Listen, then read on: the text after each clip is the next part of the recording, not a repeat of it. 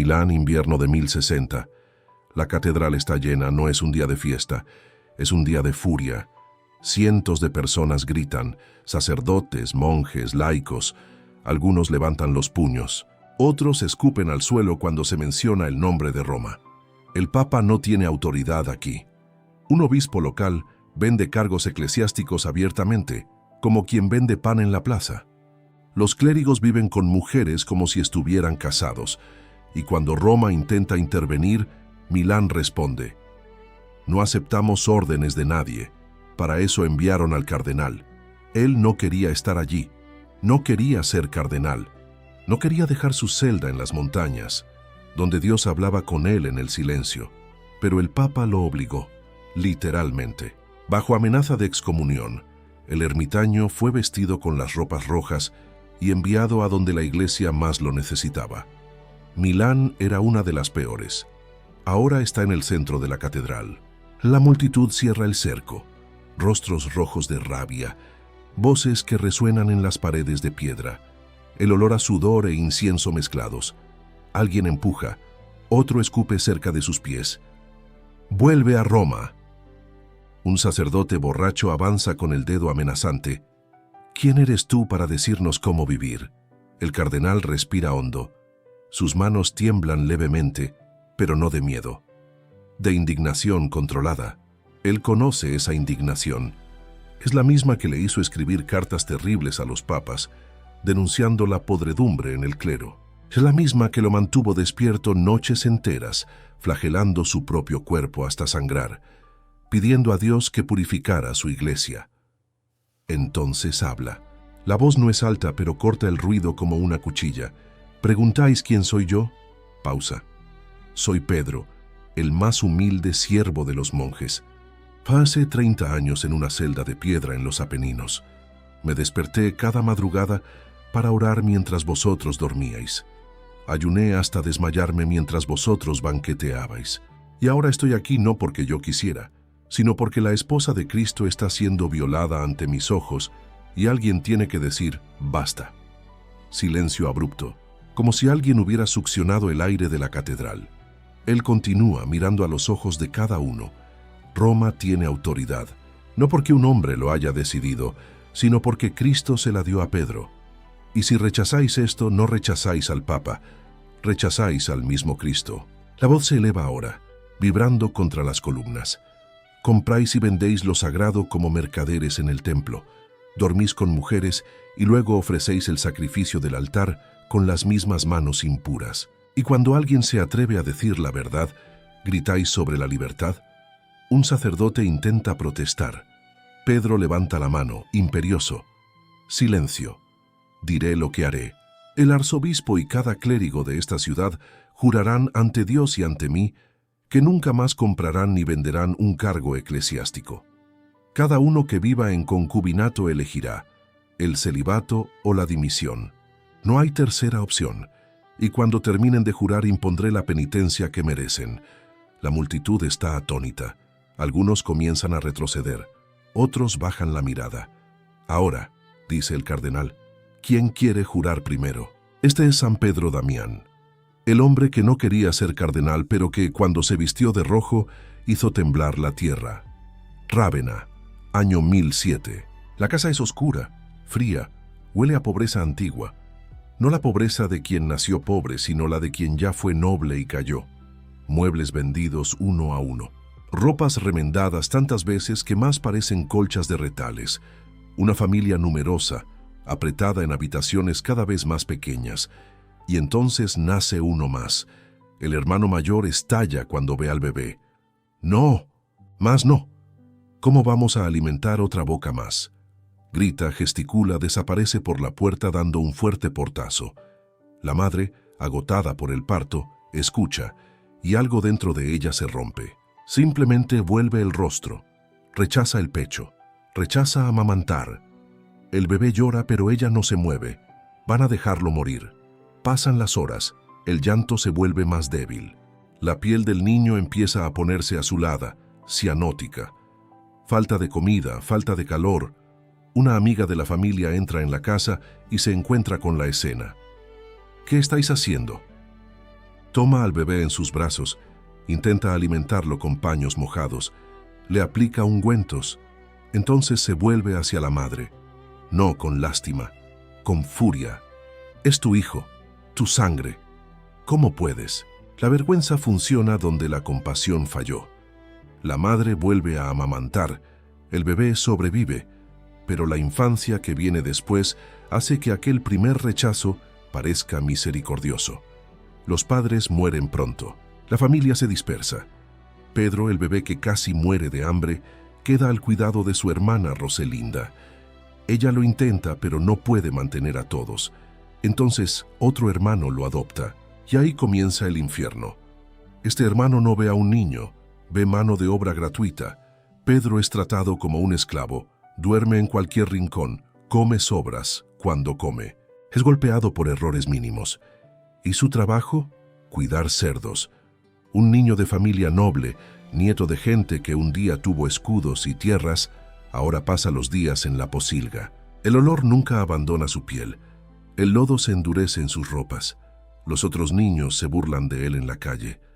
Pero algo en Pedro no se quiebra. Observa las iglesias cuando pasa. Escucha las campanas a lo lejos. Por la noche, mientras los cerdos duermen, mira al cielo y susurra oraciones que nadie le enseñó. Son instintivas, nacidas de la desesperación. Si existe un Dios, por favor, que esto tenga algún sentido. Años así. Hambre, golpes, humillación. Pedro crece delgado, marcado, pero con ojos que no se apagan. Tiene una inteligencia obvia, incluso en la miseria. Hace preguntas que sorprenden a los adultos. Recuerda todo lo que oye y guarda dentro de sí una dignidad que ninguna paliza puede arrebatarle. Nadie lo imagina. El cuidador de cerdos maltratado, desnutrido, rechazado por su propia madre al nacer, un día será llamado doctor de la iglesia. Un día confrontará a papas e emperadores. Un día reformará la propia estructura del catolicismo. Pero ahora tiene 10 años, huele a pocilga y está solo en el mundo. Hasta que alguien finalmente lo ve. Rávena, algunos años después. El arcipreste Damián camina por las calles de la ciudad cumpliendo sus deberes.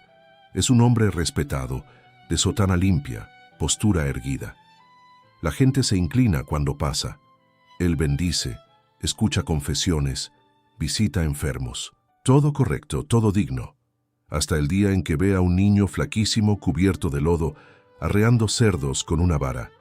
Algo en aquel rostro le resulta familiar. Se detiene, observa.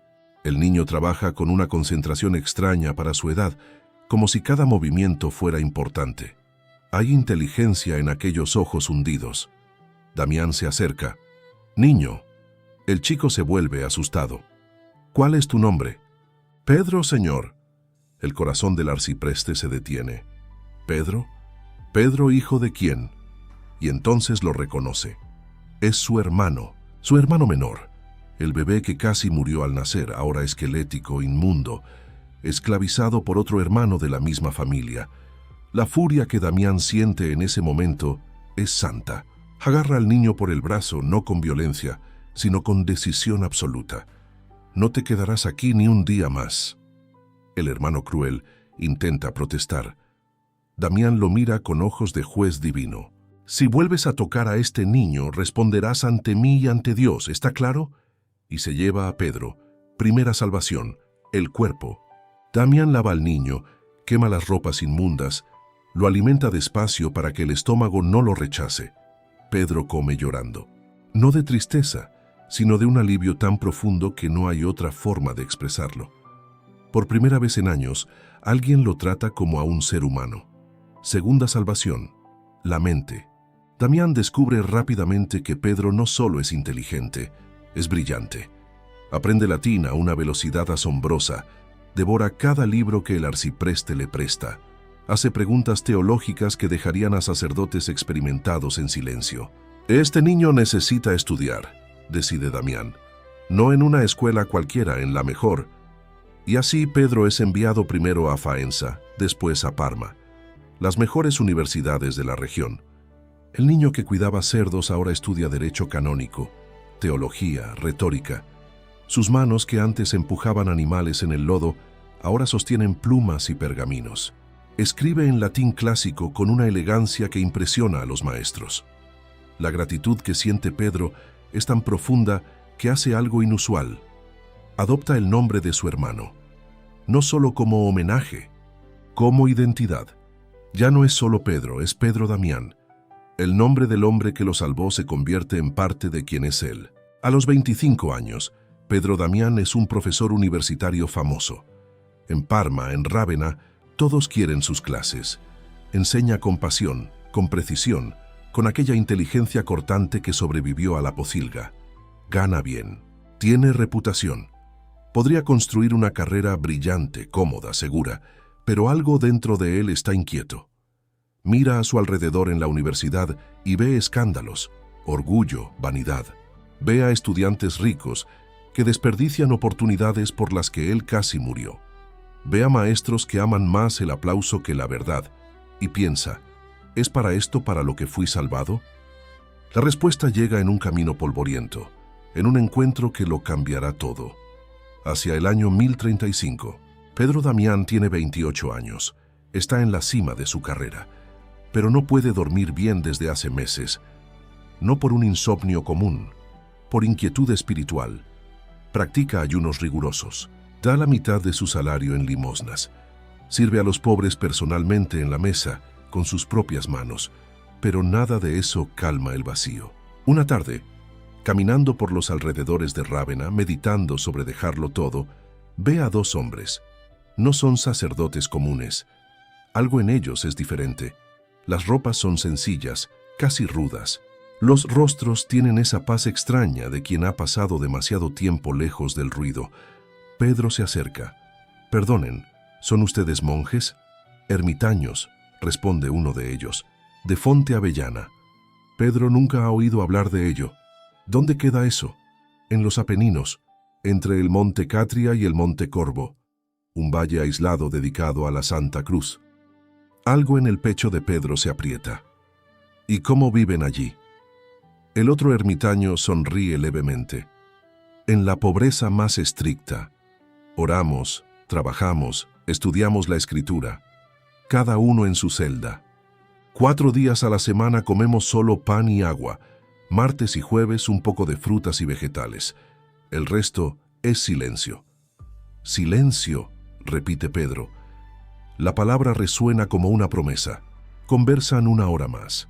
Los ermitaños hablan con sencillez sobre el desapego, la contemplación, sobre cómo la celda es la estancia donde Dios habla con los hombres. Pedro escucha cada palabra como quien tiene sed desde hace años. Cuando se despiden ya lo ha decidido. Irá de visita, solo de visita. El retiro dura 40 días. En una celda pequeña, fría, sin libros, sin distracciones. Solo una estera en el suelo, una cruz de madera en la pared y silencio. En los primeros días, Pedro casi enloquece. Su cerebro, acostumbrado al ritmo frenético de la universidad, se rebela. Pero persiste, ora horas seguidas, ayuna hasta sentir vértigo, y entonces, en la tercera semana, algo sucede. El silencio deja de estar vacío. Se convierte en presencia. Pedro empieza a oír no con los oídos, sino con algo más profundo. Versículos de la Escritura que memorizó años antes, ahora cobran un significado nuevo, como si fueran escritos en ese momento solo para él. Las lágrimas ruedan sin que se dé cuenta, y por primera vez desde la pocilga de su infancia, siente que está exactamente donde debería estar. En el 40º día, el prior viene a visitarlo. «¿Y bien, profesor? ¿Volverá a Rávena?»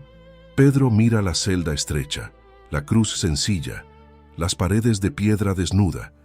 Piensa en la universidad, en los aplausos, en la comodidad. Entonces piensa en Dios conversando en el silencio. «No», dice.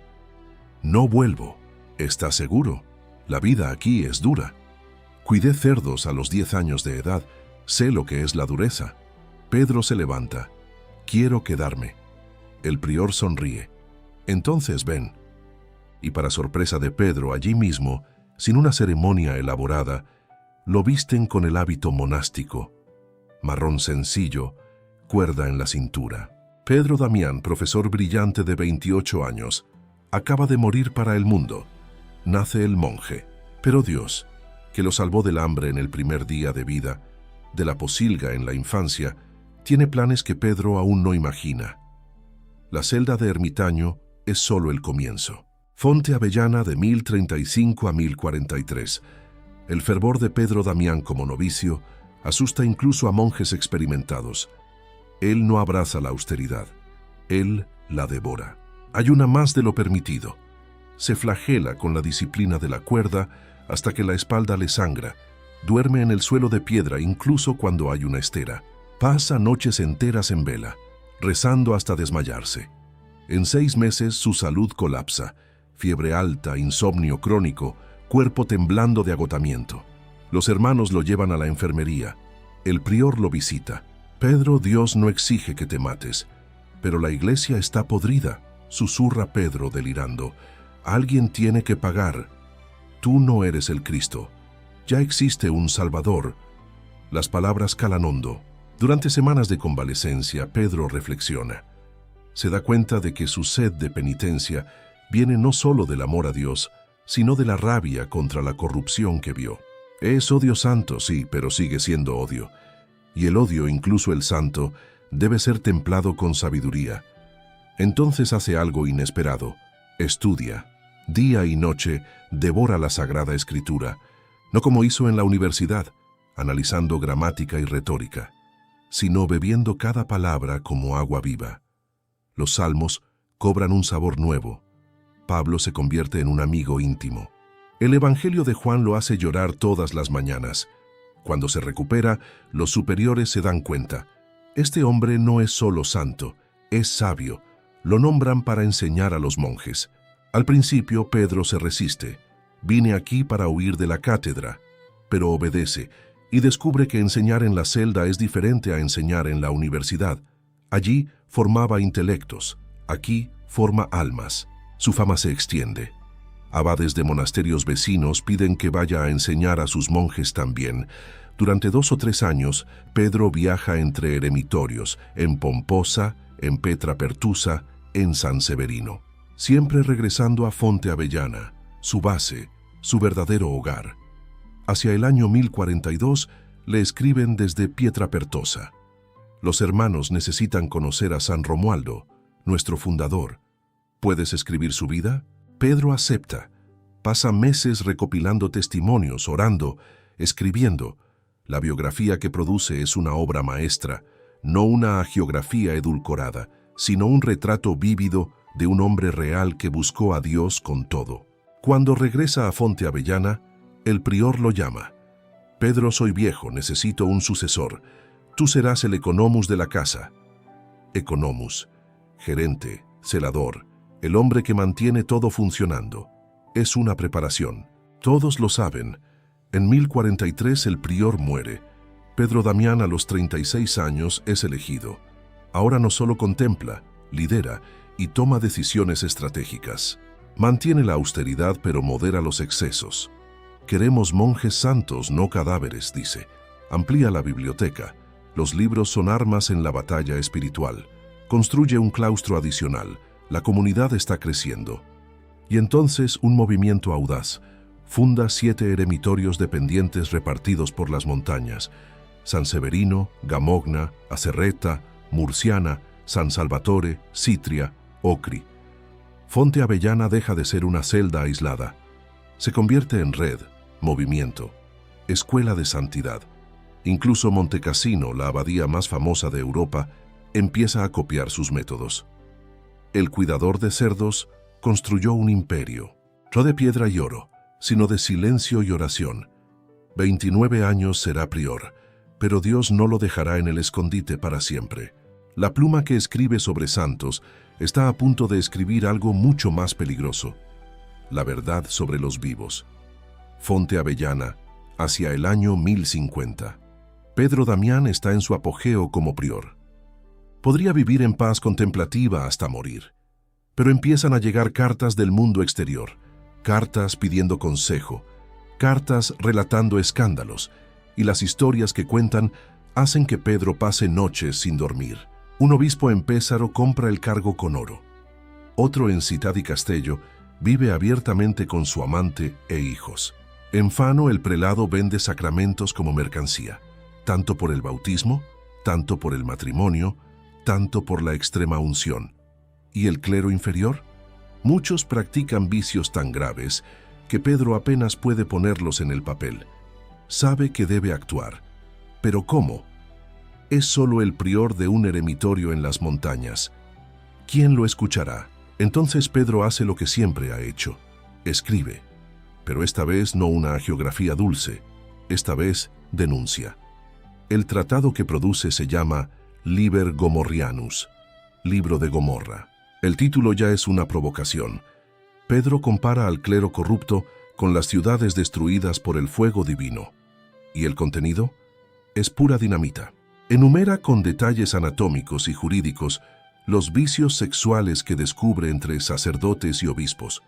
No perdona a nadie, nombra ciudades, describe prácticas, exige castigos severos, deposición permanente, penitencia vitalicia, anatema. Pero Pedro no está loco. Sabe que por sí solo no tiene autoridad. Entonces dedica el libro al Papa León IX. Santidad, estos males amenazan la integridad del sacerdocio. Actuad, antes de que la ira divina nos consuma. La obra llega a Roma como una bomba. El Papa inicialmente queda impresionado por el valor y la erudición. Elogia a Pedro públicamente, pero entonces presiones políticas. Los cardenales protestan. Esto es exagerado, va a causar un cisma.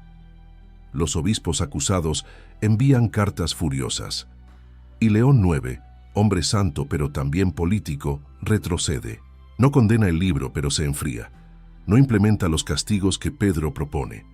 Cuando la fría respuesta del Papa llega a Fonte Avellana, Pedro estalla en una carta vigorosa, no irrespetuosa, sino firme como el acero. Santidad, si la verdad os ofende, ¿qué ofensa es mentir a Dios? Si castigar el pecado causa escándalo, ¿qué escándalo es tolerarlo? ¿Esperáis que calle ante la prostitución del altar? No hay registro de la respuesta papal, solo un silencio incómodo. Pero Pedro no se detiene. Hacia el año 1053, una nueva controversia. ¿Pueden los clérigos simoníacos administrar sacramentos válidos? Los rigoristas dicen que no. El pecado del sacerdote contamina el sacramento. Pedro no está de acuerdo y escribe el Liber Gratissimus. El sacerdocio no pertenece al hombre, pertenece a Cristo. Aunque el sacerdote sea indigno, es Cristo quien actúa en el sacramento. La obra es combatida ferozmente, pero prevalecerá. Hasta finales del siglo XII la Iglesia adoptará oficialmente su posición. 67 tratados escribirá a lo largo de su vida. Innumerables cartas a 6 papas diferentes. Sermones que circulan por toda Italia. Cada texto es una afilada hoja teológica, cortando a través de siglos de acomodación e hipocresía. Los enemigos se multiplican. Los obispos corruptos lo odian. Los cardenales acomodados le temían. Pero algo más sucede. Los reformadores en Roma empiezan a prestar atención. 3 hombres especialmente, el cardenal Humberto, el cardenal Hildebrando y el propio Papa Esteban IX. Leen las cartas de fuego del ermitaño de los Apeninos y piensan lo mismo. Necesitamos a este hombre en Roma. Pedro Damián aún no lo sabe, pero su vida de paz ha terminado. El martirio que viene no será de sangre, será de obediencia. Otoño de 1057. Pedro Damián tiene 50 años, está gravemente enfermo. Pasó 7 semanas con dolores terribles, una fiebre que no remite, un cuerpo que parece rendirse. Los hermanos ya preparan su sepultura, y entonces, de repente, tras 49 días de agonía, la fiebre remite. Se recupera tan rápido que todos lo consideran un milagro, pero las noticias de Roma son sombrías. El Papa Víctor II ha muerto, y el nuevo pontífice, Esteban IX, tiene planes para Pedro. La convocatoria llega como una orden imperial. Prior Pedro Damián, preséntese en Roma inmediatamente. Cuestiones urgentes de la Iglesia requieren vuestra presencia. Pedro lee y se le hunde el estómago. Conoce al nuevo Papa, sabe que Esteban no es hombre de medias tintas, pero va esperanzado. Tal vez sea solo una consulta, una misión temporal. Después volverá a su celda. En Roma, el Papa lo recibe sin rodeos. Pedro, voy a hacerte cardenal. No. La respuesta es automática, instintiva. Santidad, soy ermitaño. Mi lugar es Fonte Avellana. Tu lugar está donde la iglesia te necesite. Enviad a otro, cualquier otro. Yo no sirvo para la política, para la corte, Exactamente por eso te quiero. Esteban se levanta, camina hacia la ventana. Mis cardenales son demasiado políticos y poco santos. Necesitamos hombres que digan la verdad aunque duela. Hombres que no teman a reyes ni a obispos. Hombres como tú. Pedro pasa días resistiéndose. Escribe cartas al Papa suplicando su liberación. Amenaza con huir de regreso a las montañas. Ayuna, ora, espera que Dios cambie la situación. No cambia. Finalmente, el Papa pierde la paciencia. Pedro, o aceptas por obediencia, o te excomulgamos por desobediencia. La amenaza no es en vano. El silencio que sigue es pesado como una piedra. Pedro cierra los ojos. Piensa en la celda fría donde Dios hablaba con él, en el sonido de las campanas llamando a laudes, en el olor de los libros antiguos de la biblioteca, en las montañas cubiertas de nieve en invierno. Todo eso lo va a perder. Entonces susurra: acepto. 30 de noviembre de 1057. En la Basílica de San Pedro, Pedro Damián es consagrado cardenal obispo de Ostia. Las vestiduras rojas pesan sobre sus hombros como una carga. El anillo cardenalicio le aprieta el dedo. Se siente desnudo, expuesto, fuera de lugar. Pero cuando levanta los ojos, ve el crucifijo sobre el altar y comprende: Cristo tampoco quería la cruz. También pidió: apartad de mí este cáliz. Pero aceptó. Aquella noche, en su nuevo alojamiento romano, Pedro escribe una carta a sus hermanos cardenales, no como un político que busca aliados, como un profeta que exige conversión. Hermanos, hemos sido llamados no para el honor, sino para servir, no para enriquecernos, sino para morir. Cada uno que viste de rojo asume el mismo compromiso que los mártires, sangre derramada por la esposa de Cristo. Brillad, por tanto, con el ejemplo, o el rojo que vestís os condenará. La carta circula. Algunos cardenales se sienten ofendidos, otros avergonzados, pero a Pedro ya no le importan las opiniones. Si Dios lo obligó a dejar el desierto, que sea para hacer que el desierto florezca en Roma. ¿Conoces a alguien que haya sido llamado para algo que no quería, pero que era necesario? 4 meses después, el Papa Esteban muere. La Iglesia cae en un nuevo cisma, y el cardenal reacio descubre que sus pruebas no han hecho más que empezar. De 1057 a 1072, Pedro Damián vive entre dos mundos. Un pie en el eremitorio, donde habita su corazón. Otro en los caminos de Italia, Alemania y Francia, a donde la obediencia lo arrastra. La misión en Milán es solo la primera. Después vienen otras, cada una más compleja. En 1063, el Papa lo envía a Francia. Disputa violenta. La abadía de Cluny, el monasterio más famoso de Europa, está siendo oprimida por el obispo de Mâcon, que reclama autoridad sobre las tierras monásticas. Pedro convoca un concilio en Chalon-sur-Saône. Durante días, escucha los argumentos de ambas partes. Prueba que Cluny tiene razón. El obispo retrocede, furioso pero derrotado. Pedro resuelve también otras cuestiones pendientes en Francia. Regresa en otoño, agotado, pero victorioso. Sin embargo, no siempre triunfa. 1067. Florencia está en crisis. El obispo es acusado de simonía por los monjes de Vallombrosa. Pedro es enviado a investigar, pero esta vez juzga mal. Cree al obispo. Pone el peso de su autoridad en el lado equivocado. Los monjes protestan, se niegan a aceptar la decisión. El asunto solo se resuelve al año siguiente, cuando el propio Papa va personalmente y comprueba. El obispo era corrupto. Pedro se humilla públicamente por el error. Confié demasiado en las apariencias. Escribe a los hermanos de Fonte Avellana. Incluso los cardenales se equivocan, por eso necesitamos oración constante. En 1067, finalmente, consigue lo que tanto rogó: permiso para renunciar al episcopado.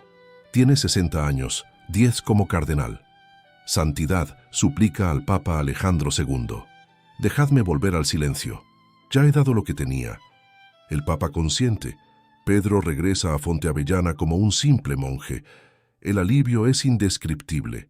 Pasa los días simplemente sentado en la celda, mirando las montañas, dando gracias. La paz dura 2 años. 1069. Crisis en Alemania. El rey Enrique IV quiere divorciarse de la reina Berta. Motivación: pura concupiscencia política. El Papa necesita a alguien que se enfrente a un rey. Pedro, solo tú puedes. Y allá va el cardenal jubilado arrastrando un cuerpo ya cansado hasta Frankfurt. En el concilio, Pedro no usa una diplomacia suave. Mira a los ojos del rey. Majestad, el matrimonio es un sacramento. No es un contrato que se rompe cuando conviene. Si repudiáis a vuestra esposa, repudiáis a Cristo. El rey sorprendentemente retrocede. El divorcio no ocurre. Entre misiones, Pedro talla cucharas de madera. Parece extraño, el gran reformador de la Iglesia pasando el tiempo libre con un cuchillo y un tronco, pero tiene sentido para él. Las manos ociosas son el taller del diablo, explica a los hermanos. Que hay algo meditativo en el trabajo manual. El ritmo repetitivo calma la mente. Cada cuchara es una oración silenciosa. ¿Cuántos hoy luchan entre lo que aman y lo que deben hacer? A principios de 1072, la última misión. Rávena, su ciudad natal, está excomungada. El arzobispo apoyó a un antipapa, llevando a toda la población al cisma. Roma quiere la reconciliación. Pedro, tú naciste allí. Ellos te escucharán. Y de nuevo a los 65 años, el ermitaño cardenal se pone en camino. Él no sabe que este viaje no tiene vuelta, pero Dios lo sabe. Y ya prepara la celda final, no de piedra, sino de gloria. Rávena, febrero de 1072, la ciudad donde Pedro casi muere de hambre el primer día, ahora lo recibe como a un príncipe de la Iglesia. El cardenal llega débil, pero decidido. Reúne al clero y al pueblo. Su voz, a los 65 años, todavía corta como en los días de Milán. Esta ciudad está bajo interdicto. Los sacramentos han sido suspendidos. Habéis apoyado a un antipapa contra Cristo. Ahora arrepentimiento o condenación. Elegid. Lleva días de negociación, pero finalmente Rávena se somete. El arzobispo cismático renuncia, se nombra uno nuevo, se levanta la excomunión, misión cumplida. Pedro puede volver a casa. A Fonte Avellana, su amada celda en las montañas. Parte aliviado, casi feliz. No llega. La fiebre lo ataca cerca de Faenza. Primero es un malestar leve, luego escalofríos. En cuestión de horas, está ardiendo. Apenas puede mantenerse en pie. Sus compañeros de viaje lo llevan al monasterio benedictino más cercano, Santa María de Glangeli. Los monjes lo acogen, lo instalan en una celda de huéspedes, llaman a los médicos. Nada sirve de nada. La fiebre no remite. Durante una semana Pedro delira, ve la posilga de su infancia, ve a su hermano Damián extendiendo la mano, ve la celda de Fonte Avellana bañada en una luz imposible. Ve a Cristo en la cruz, mirándolo con ojos que dicen, bien hecho, siervo bueno y fiel. En la noche del 21 de febrero, víspera de la fiesta de la Cátedra de San Pedro en Antioquía, se despierta lúcido, sabe que es el fin. Llama a los monjes. Hermanos, recitad el oficio de la fiesta. Quiero escucharlo una última vez. Obedecen con voces suaves cantando las laudes. Pedro los acompaña con labios temblorosos, recordando 1000 mañanas idénticas en Fonte Avellana. Al final de la última antífona susurra, Consumatum est. Todo está consumado y muere. Los monjes lo entierran inmediatamente en la iglesia del monasterio. No por falta de respeto, sino por prudencia. Ya hay gente que quiere robar el cuerpo para tener reliquias. Durante la noche, personas de Faenza invaden la iglesia para tocar el ataúd, arrancar trozos de la sotana, llevarse tierra de la sepultura. Todos gritan lo mismo, ¡Santo! ¡Santo! En los siglos siguientes, el cuerpo será trasladado 6 veces, siempre a lugares más espléndidos. En 1898, finalmente reposa en una capilla dedicada a él en la Catedral de Faenza. Pero el culto comienza esa misma noche de febrero de 1072, 27 de septiembre de 1828. El Papa León XII extiende su fiesta a la Iglesia Universal y lo proclama Doctor de la Iglesia. Nunca hubo una canonización formal. solo el reconocimiento de lo que todos ya sabían. Pedro Damián era santo. Dante Alighieri, en la Divina Comedia escrita 200 años después, lo sitúa en el cielo de Saturno, entre los espíritus contemplativos. En el canto 21 del Paraíso, Pedro aparece diciendo: allí en aquel monasterio sirviendo a Dios gané tenacidad. Con comida condimentada solo con aceite, soporté fácilmente el calor y el frío, contento en mis pensamientos contemplativos. Y el poeta lo presenta como el gran predecesor de San Francisco de Asís. Hoy es el patrón de Faenza, de Fonte Avellana, de los reformadores de la Iglesia y de todos los que sufren de insomnio. Las mismas noches en vela que casi lo matan ahora interceden por quienes no pueden dormir. Del bebé que nadie quería al cuidador de cerdos, del profesor brillante al ermitaño austero, del monje reacio al cardenal que hizo temblar a Roma. 65 años de vida, 37 de vida religiosa, 29 como prior, 10 como cardenal, 67 tratados, innumerables cartas, 7 eremitorios fundados, innumerables almas reformadas. Pero el mayor legado no está en los números, reside en esto: cuando la Iglesia estaba podrida, alguien tuvo el valor de decir la verdad. Cuando los poderosos se acomodaron, alguien los confrontó. Cuando habría sido más fácil callar, alguien tronó. Y ese alguien comenzó su vida rechazado por su propia madre, terminando aclamado como santo por el pueblo de Dios. Empezaste esta historia viendo a un cardenal enfrentarse a una multitud enfurecida en Milán. Un hombre vestido de rojo de pie en el centro de una catedral hostil, diciendo verdades que nadie quería oír. Ahora conoces todo el viaje que lo llevó hasta allí. Conoces al bebé que casi murió de hambre el primer día, a la madre que volvió el rostro, al hermano cruel que lo obligó a cuidar cerdos, al niño que olía a pocilga pero tenía unos ojos que no se apagaban.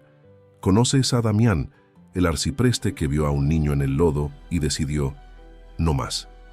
Conoces al profesor brillante de 25 años que lo tenía todo, pero sentía que no tenía nada. Conoces el encuentro con 2 ermitaños en un camino y aquel retiro de 40 días que lo cambió todo. Conoces al monje que se flagelaba hasta enfermar, creyendo que podía pagar por los pecados de toda la Iglesia. Conoces al prior que construyó no un imperio de piedra, sino de silencio. 7 eremitorios repartidos por las montañas. Una red de santidad cuando la santidad era rara. Conoces al escritor que se atrevió a poner sobre el papel lo que todos susurraban: la Iglesia se estaba pudriendo por dentro. Simonía, concubinato, vicios innombrables. Y el libro de Gomorra, que hizo que hasta el Papa retrocediera de miedo. Conoces al hombre que no quería ser cardenal, que se resistió hasta que el Papa lo amenazó con la excomunión, que aceptó llorando, sintiendo el rojo sobre sus hombros como una carga más pesada que las cadenas. Conoces los caminos interminables: Milán, Francia, Florencia, Alemania, siempre lejos de la celda que amaba, siempre obedeciendo cuando solo quería contemplar. Conoces el error en Florencia, la humildad de admitirlo. Conoces la renuncia a los 60 años, la paz brevísima y la llamada de vuelta al camino. Conoces la última misión en Rávena, la fiebre, la muerte escuchando laudes, el entierro apresurado para proteger el cuerpo y la aclamación inmediata: ¡Santo! Han pasado 853 años desde aquella noche de febrero, pero cuando alguien se ve obligado a aceptar una misión que no quiere, cuando alguien elige obedecer aún con el corazón destrozado, cuando un reformador empieza la reforma en sí mismo antes de exigirla a los demás, cuando la verdad debe ser dicha aunque cueste todo, la historia de Pedro Damián continúa. No en los libros de teología, aunque todavía existen 67 tratados, no en los documentos del Vaticano, aunque su reforma moldeó la estructura de la Iglesia, ni siquiera en Fonte Avellana, aunque el eremitorio sigue allí, entre el Monte Catria y el Monte Corvo, dedicado a la Santa Cruz. La historia continúa donde siempre ha continuado, en el corazón de quien se da cuenta de que a veces Dios no nos llama a lo que queremos, sino a lo que el mundo necesita, en el silencio de la celda donde Dios todavía habla con los hombres, en el valor de quien viste de rojo, no como un honor, sino como un martirio diario, en la certeza de que ser santo no significa nacer perfecto, significa morir intentándolo. Pedro Damián comenzó su vida como el bebé que nadie quería, terminó como el cardenal que toda la iglesia necesitaba. Y entre esos dos puntos, cuidó cerdos, enseñó a los pobres, reformó monasterios, confrontó a reyes, escribió verdades que ardían y nunca, ni por un segundo, dejó de ser Petrus ultimus monachorum servus, Pedro el más humilde siervo de los monjes, pero cuando fue necesario, el más valiente soldado de Cristo.